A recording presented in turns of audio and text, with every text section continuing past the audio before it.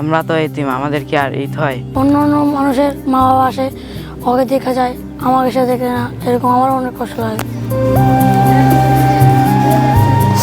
আমি আমার মা বাবার সাথে এরকম একটা আদরের মতো একটা ঈদ কাটাতে চাই। আমরা হলাম এতিম, আমরা যদি একটু বাইরে ঘুরতে পারতাম। কিশোরগঞ্জ থেকে হারিয়ে গেছি, হারিয়ে যাওয়ার পর মিশনে এসেছি, মিশনে এসে আহসানি মিশন সেখানে আসি। আমি এখন এই মিশনে আছি, এই মিশনে ঈদ কাটাইতেছি, এই মিশনে সব কিছু করতেছি। এই অন্য অন্য মানুষের মা বাবা আসে, ওকে দেখা যায়, আমাকে সে দেখে না, এরকম আমারও অনেক কষ্ট লাগে। আমার মা বাবা আছে কিন্তু আমি জানি না, কিন্তু আমার একটু মনে আছে, কিন্তু আমার বাড়ি ময়মনসিংহ। আমি আমার মা বাবার সাথে এরকম একটা আদরের মতো একটা ঈদ কাটাতে চাই এবং আপনাদের মাধ্যমে আমার ঠিকানাটা দিতে পারি। আমার তো বাবা মা আছে, কিন্তু বাবা মা খোঁজ নেয় না, এবং কি আহসান মিশনে আমি আছি, এখান থেকেও বাইরে যাওয়ার সুযোগও নাই, এবং কি বড় ভাইরা বাইরে আনন্দে ঘোরাফেরা করতে পারে, কিন্তু আমরা পারি না। আমরা হলাম এতিম, আমরা যদি একটু বাইরে ঘুরতে পারতাম, ঘোরাফেরা করতে পারতাম, আনন্দে ঈদ কাটাতে পারতাম, তাহলে ভালো হতো।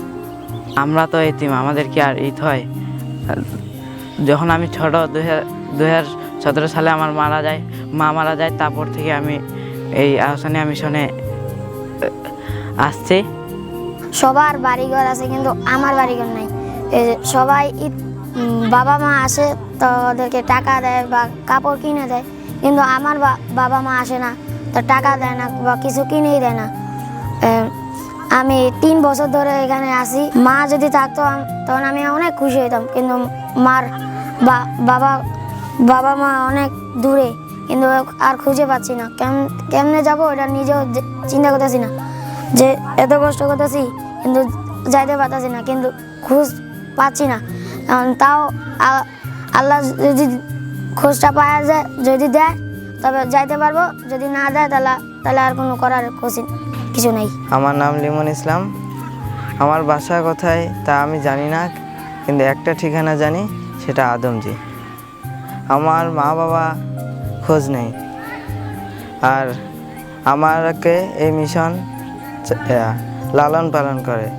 আমার বাসা কিশোরগঞ্জ।